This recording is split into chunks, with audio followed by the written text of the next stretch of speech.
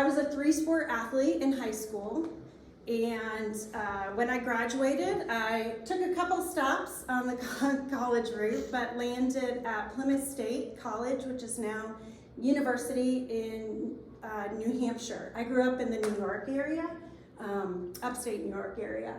I majored in childhood studies, which gave me a K-8 certification to be a teacher.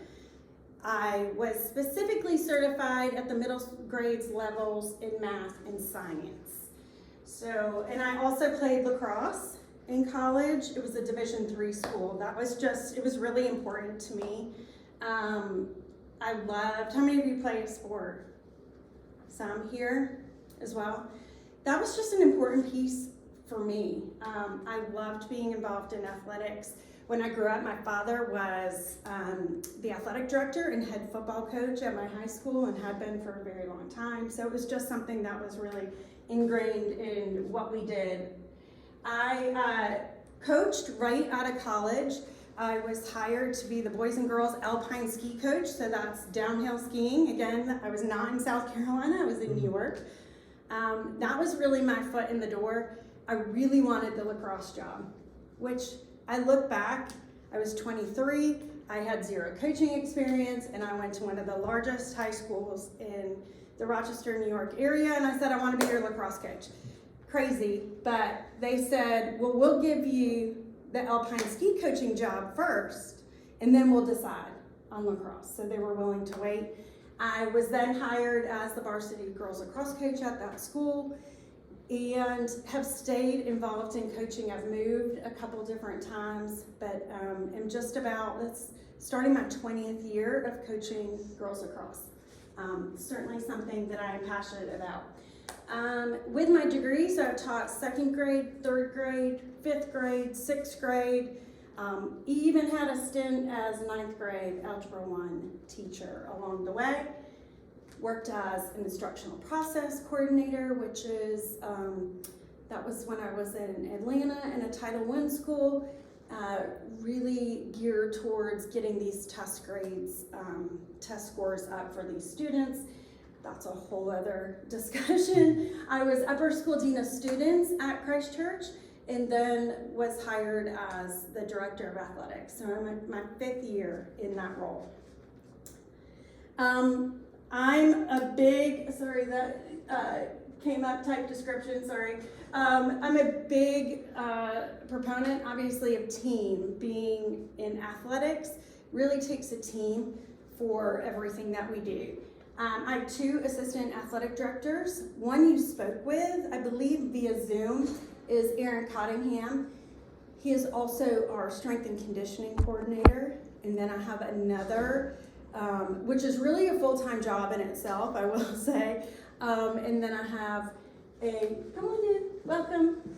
I have another assistant athletic director. He serves as PE teacher, middle school PE teacher as well.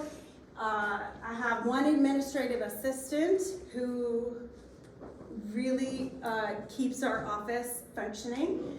One student leadership coordinator, that's new in the last 2 years, and I can speak to that in a little bit. He is also our head football coach, and one social media coordinator. One of the things when I came into this role in athletics, as the director of athletics, I really felt, and I had worked in the school, so I really felt like we needed something that we could check ourselves on a daily basis, that we were all on the same page.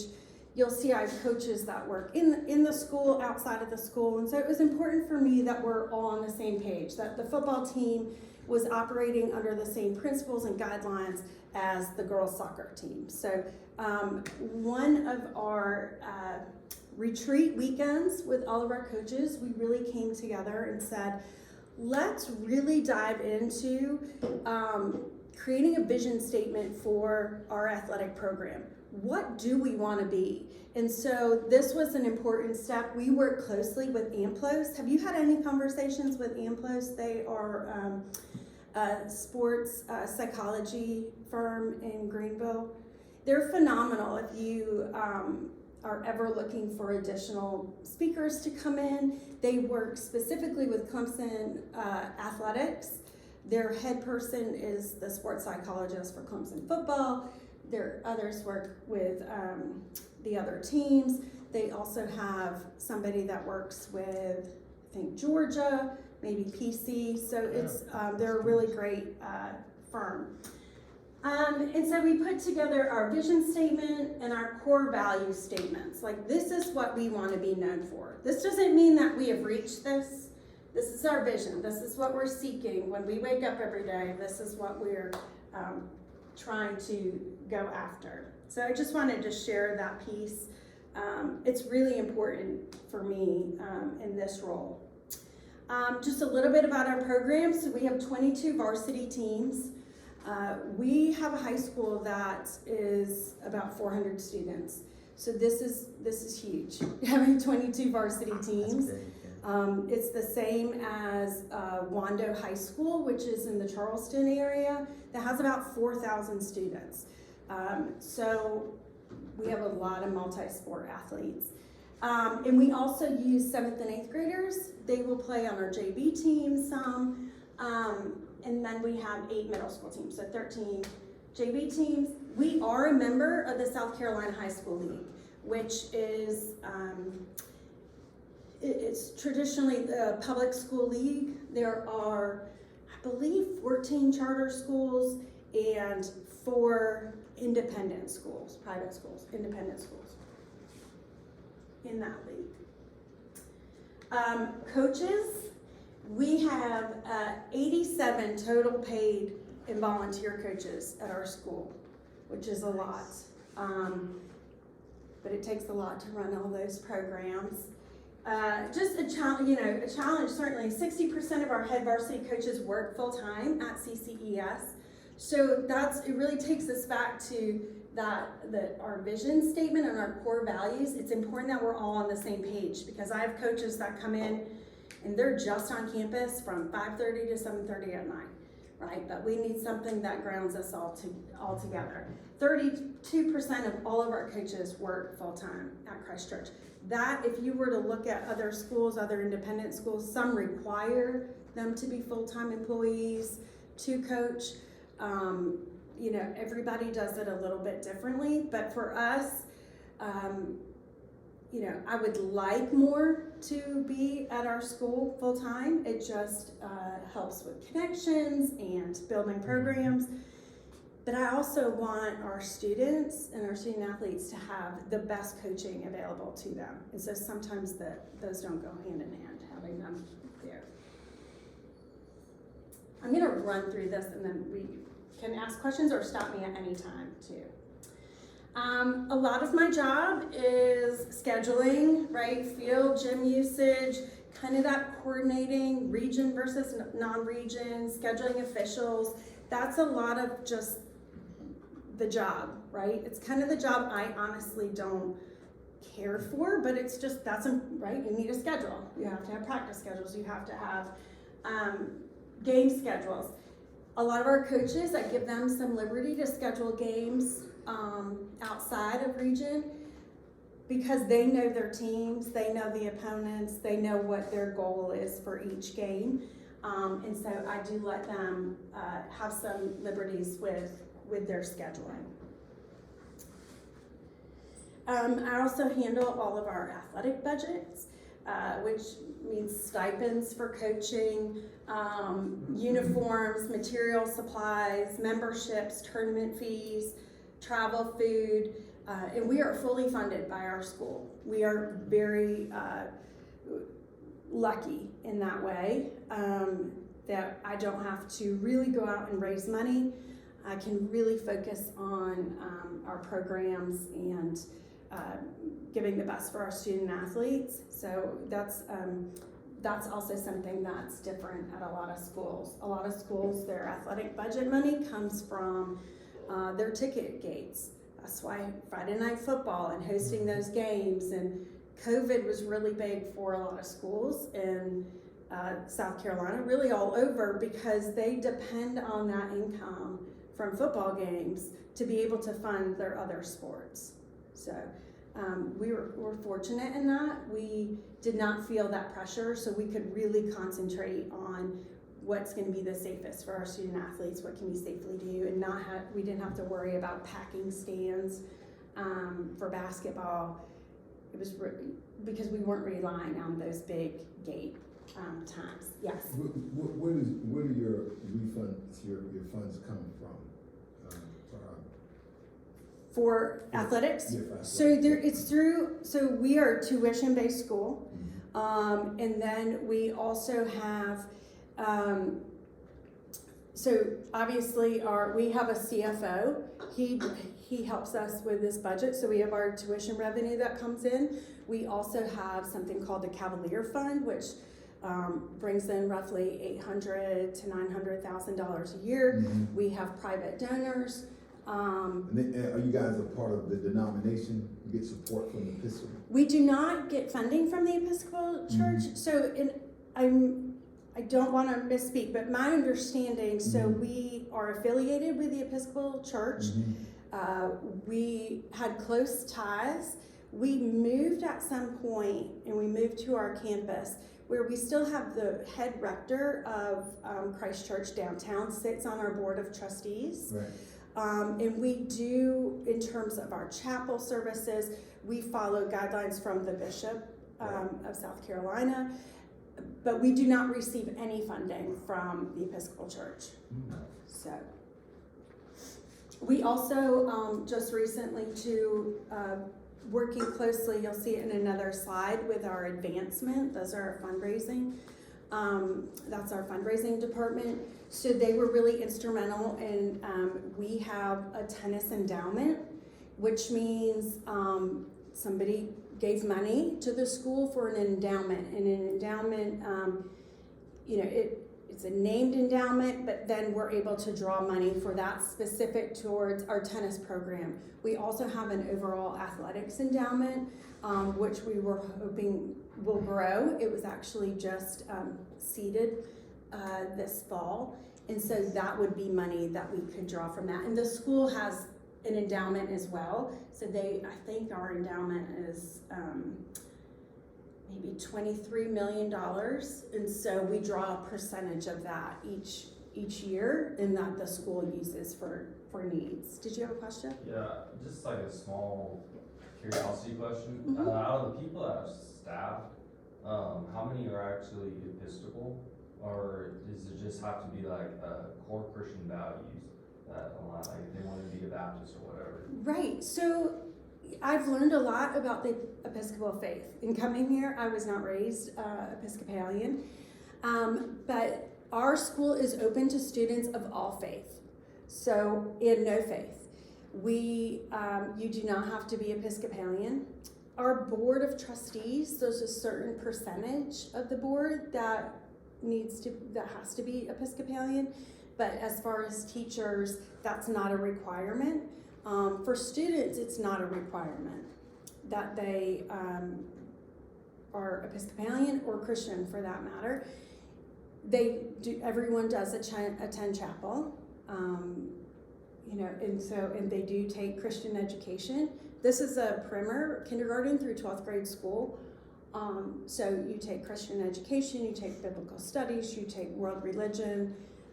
Those are some graduation requirements, but it's not a requirement.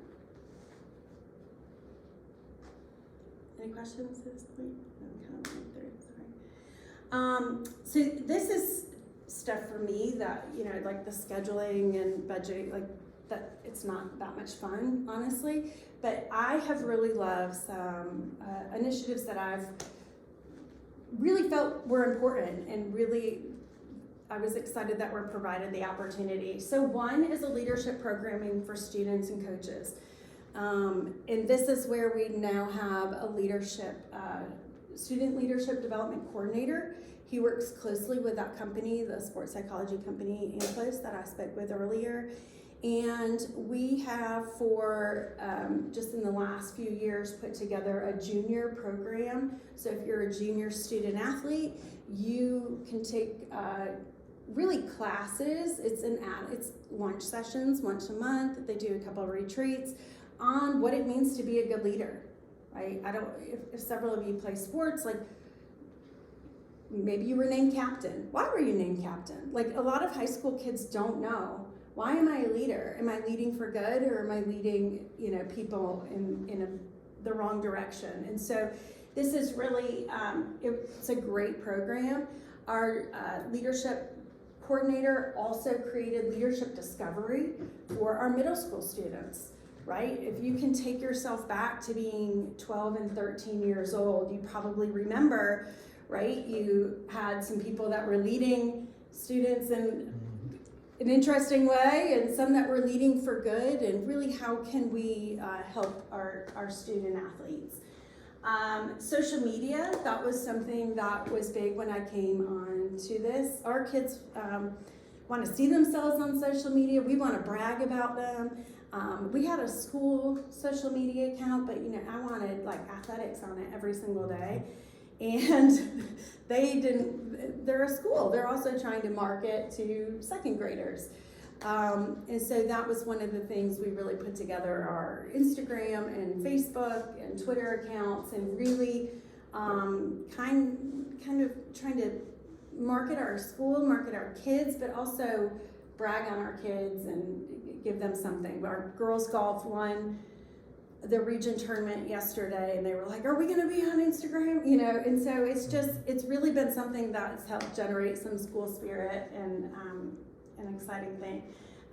We're delving into the college recruitment and education process. If you play a sport here, you probably know it's confusing when you're starting out, and so we're really trying to get where we're educating our families on what that means.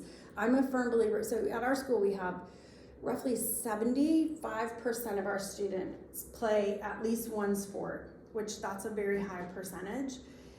But when they go onto the college level, it drops like 10% of our graduating class, which is great.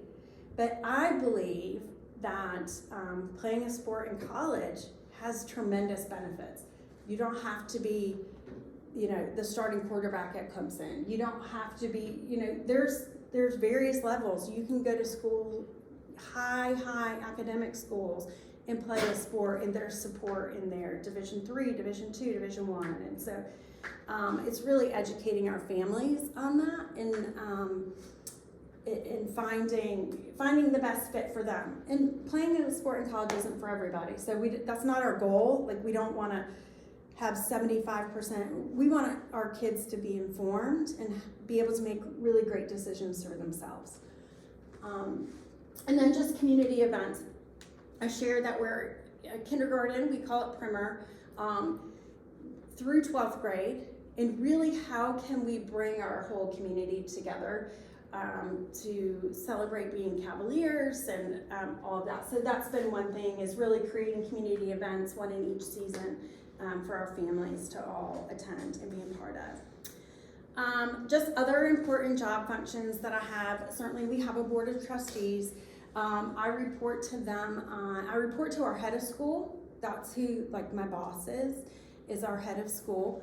But I will, be asked from time to time to speak to the board of trustees about maybe facility needs or what's going on. And I did give a presentation to our board, which has really led to, we're in the middle of a campus master planning process, which is really exciting. But it's a lot, and I'm learning every day being a part of it, and so that's been great. Again, I put building community, but it's really our alumni, parents of alumni, grandparents, and how can we do that. I do have a CCS Booster Club. That's an all sports booster club, so that's a parent volunteer organization. And they run our concession stands and our ticket gates and programs, like the programs you hand out at games, and they generate income. And so they'll come in and support, we talk about funding, but they'll come in and support some projects and use that money for there. Did you have a question? Is it a situation that a parent is required to do a certain amount of games, like per student that they have, like per kid? There's not. And honestly, we've talked about that because I see the same parents volunteering all the time.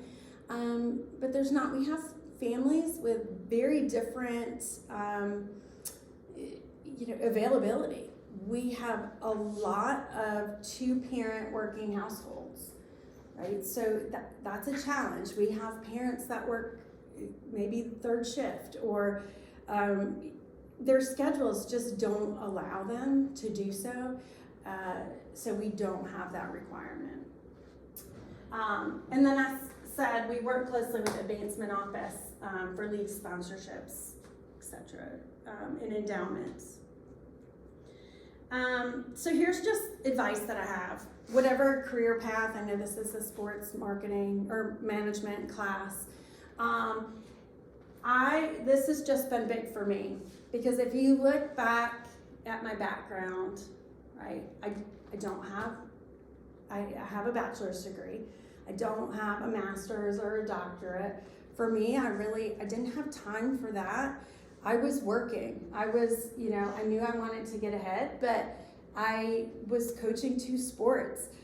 Like, when do you do all this? And raising a family. And so for me, what's been important and what I've learned is really prioritizing relationships, getting to know your colleagues, your bosses, learning from them. I use this, I have somebody that I worked for, and I would say, I don't lead like them. Like, that's not my style. But what can I take from his style to get better on my own? And so I've really just paid attention to what people are doing to help them be successful. And I'm trying to, especially early on, I was really trying to grow from that. Take risks and seek leadership opportunities in every job. I was a 2nd grade teacher, and I would say, what committee do you need me to lead? There's a lot that go on at schools. Or how can I help? What can I do? I was laughing, I was sharing this with my husband last night, and I was a 6th grade math teacher at Christ Church, and I knew I wanted to get ahead. So the math department chair was open, and I was like, well, I'm gonna apply for that. I mean, no, I can't do 12th grade math. So it was like, but I said, I know I can't do this, but here's what I can do, and here's what I would bring to the table. And through just taking that risk of putting myself out there, saying what I was really good at, saying what here are the areas that I may need support, or here's where I struggle, and really owning that. I was hired. I did not get the department chair job, not surprisingly, but I was hired as dean of students, which is like, that, not that there's levels, but it opened the door for that, because they saw, okay, here is this person, what could she bring to the table, at our school. 3 is don't wait until you have the job. That's a big one for me. I see a lot of people that say, I have this going on. I want to be an assistant athletic director. Okay. Well, that takes a lot of work to be an assistant athletic director, but they don't show up to the leadership meetings in the mornings. They don't come to the games at night and support our students. So, don't wait until you have the job to actually do the job. Do I make sense with that? If you want to be an athletic director, start, act like it. Do those things before you actually are one. That's how you're going to stand out to people. Number 4, I share this with all my coaches. I'm a firm believer. Communication solves 90% of all problems if people would just talk to each other. It's hard to have difficult conversations, but it works. It opens doors. It leads to really healthy conversations. Sometimes you have to make really tough decisions. I've had to make very tough decisions in my role, but I come back to what is best for our student athletes, and that's something that's really grounds me in my decision making. And be willing to do every job function. I work concession stands. I sell tickets. Somebody calls because this happened. my son, we live in Greenwood. My son lost his shoe at the cross country. Can you go find it? So I'm out there, looking for one shoe. I got a call. I was laughing with our football coach who works in our office. He's our leadership development person and really serves as, an additional support for us. And we were playing in the upper state championship for basketball last year. We had one day to plan it. That's a whole other story with the league. We had one day to plan it. We had to host it. Got it at Lander University, which was wonderful. So set that all up Friday. We're playing Monday, and their AD calls me on Saturday and says, "You know what I just realized? We don't have a 3-point line for high school." And I'm like, "Well, you have to have a 3-point line for basketball for high school." So one of the assistant athletic directors, our head football coach, we literally on our hands and knees taped 3-point lines on the floor. Like, you just have to really be able to do every facet of the job. I went and coached golf yesterday. Our golf coach couldn't make it. He had a death in the family. So you just have to really be able to, dive right in and do what it takes. So, and that's really all I have. Do you have questions for me? I don't know how long I was supposed to go. Yes. What is your favorite role as an athletic director, and what would you say is the most important role that you've ever had? Okay, so most important thing you've ever my had to do? favorite role, like my favorite part about being an athletic director, for me, it all comes back to the kids that I serve. My favorite part is really seeing them when they realize that they're capable or they've reached some goal that they've set from themselves that really they weren't sure if they could get there. That's really my favorite. And then what was your second piece? And like, what do you think is the most important role as an athletic director? I think my most, that's a tough one. I think it's getting the right people on the boat. Making sure, I think people are, you can have flashy facilities, like we see it all. We don't have turf fields. We have a gym that's 40 years old. And we go to all these other places and it's like flashy turf fields and all this and, great facilities. But they're people. I just think people are the most important thing that you can have, especially when you're dealing with young people and you're molding them for what they're going to be in life. Are they going to be great moms, dads, wives, community citizens? So I think that's probably the most important, getting the right people. Yes. Are you the one that heads up like the hiring process for any new coaches or anything like that? I am. Yes. Yep. Why did y'all choose not to go in Skiza? So, okay, that was a question. Like, we've been in the league since 1974, I believe, in the high school league since 1974. And I really, and we've stayed in this league. In the Greenville area, we don't have a ton of Skiza schools. That's one. So you think about impact if you were to join a different league. Travel expenses go up, strength of schedule, competition. We want to do things the right way, but we really want to compete on a high level as well. And so, a lot of those factors play into it. And Skiza's just coming around like they're, like lacrosse is big at our school. And I think there's only like 4 lacrosse schools in Skiza, 4 or 5, or so you want to really look at it for all. And for football, if Christ Church was in Skiza to play football, our rivals would be in the Columbia area, down in Charleston, and think about like Friday nights and pack stands and things like that. So, What are some of the things you look for in coaches when you guys hire them? ooh, what do I look for in coaches? I certainly look for their knowledge of the sport. I look for authenticity. I look for how they relate to kids, how they speak to kids, what's important, like what motivates them. If it's just winning, that, to me, we're missing the boat. I think there's a lot of things that lead to winning, because we're not a win at all costs. Communication is big, but I will tell you, I have some really phenomenal coaches that are bad communicators. But if I feel like everyone really needs to know their strengths and their weaknesses.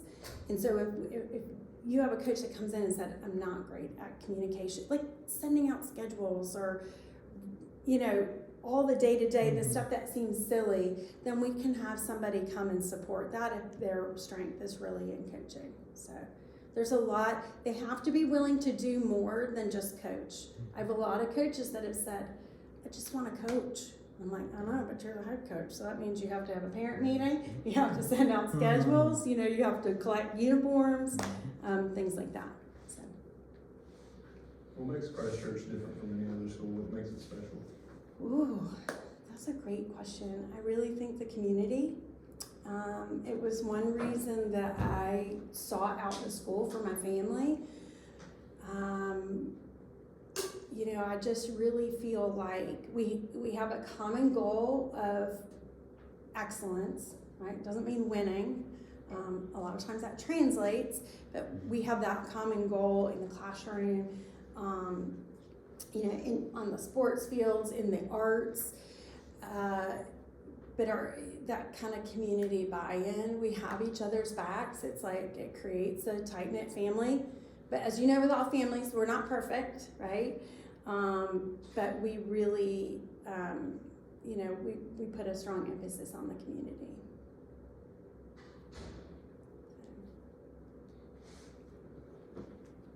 Any other questions? Just to note on that one, on that community, we, this year we have 3 alumni, like recent college graduates who have come back and said, I want to coach here. And for all 3 of them, the head coaching and the coaching staff is different. And they have just been, it wasn't like their high school coach. And I just think that's been really, they just want to be a part of our community, and they've immediately bought in. So 2 are with football. We have an all-new football staff, right?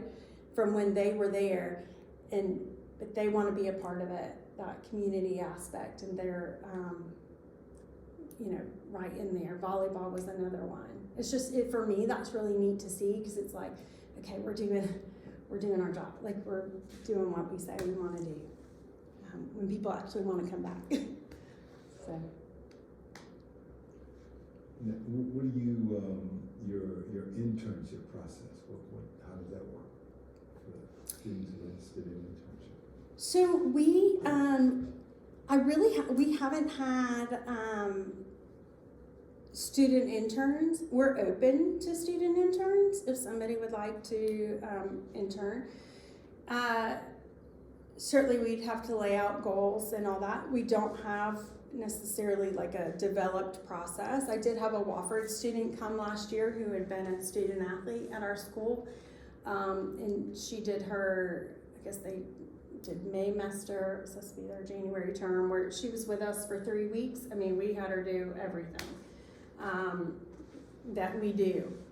It was, her funny comment was like, I didn't realize how busy y'all were during the day, because there's a lot of hours. I think people just see us at night and think, everything magically happens. But yeah, so we're open to that.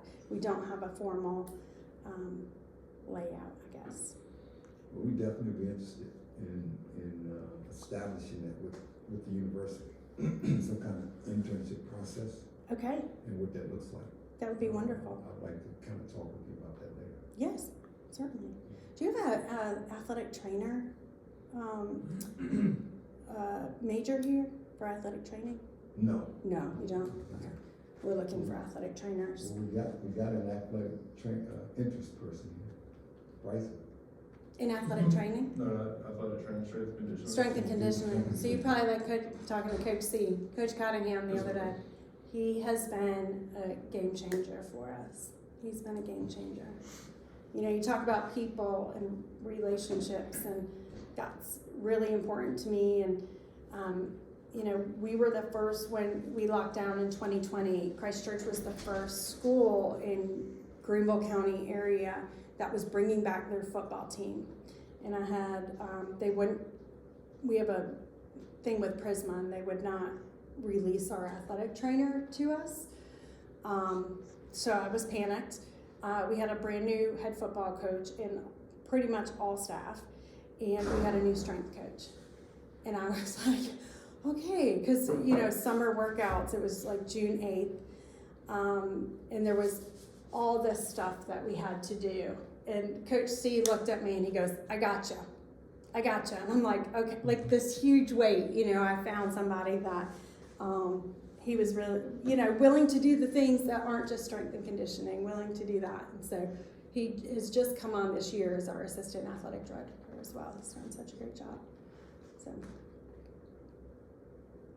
any other questions? No? Who has done interns here? Who's completed, where'd you do yours? I did at my private school in Woods Corner, Oh, okay, what's your private school? St. John's Christian Academy. Okay, great. Were you with the athletic director? Yeah. A lot of this similar? Yeah.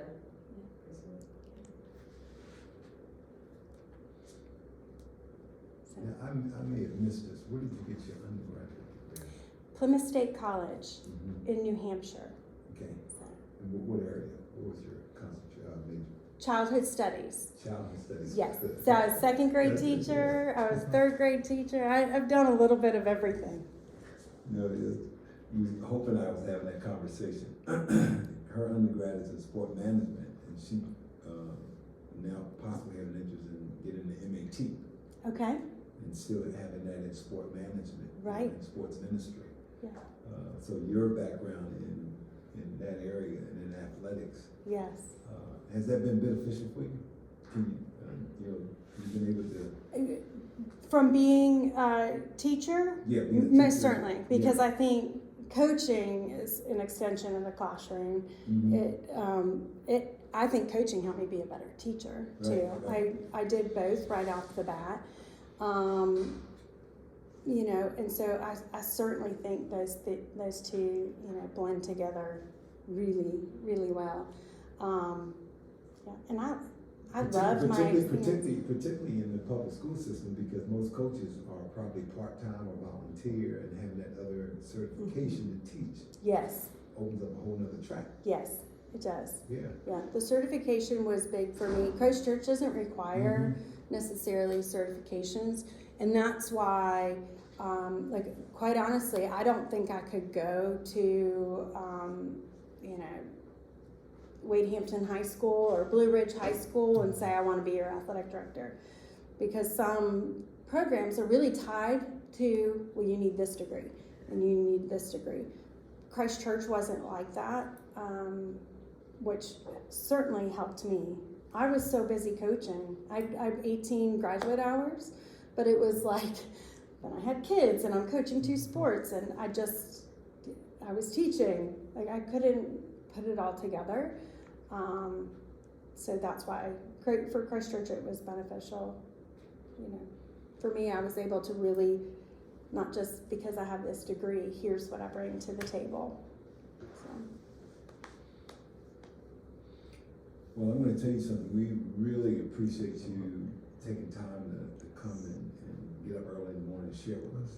This is very beneficial for us. Well, good, thank you. Really look to developing a strong working relationship that's beneficial for both. I would love that.